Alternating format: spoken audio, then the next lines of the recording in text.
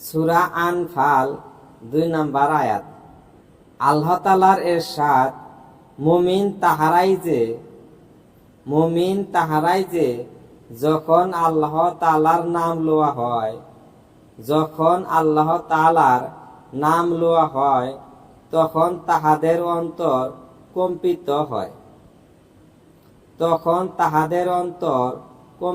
হয়, এবং যখন আল্লাহ তাআলার আয়াতসমূহ তাহাদেরকে পড়িয়া শোনানো হয়, তখন ওই আয়াতসমূহ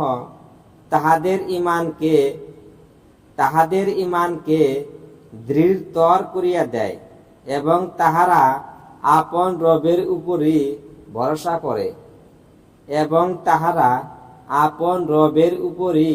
ভরসা করে।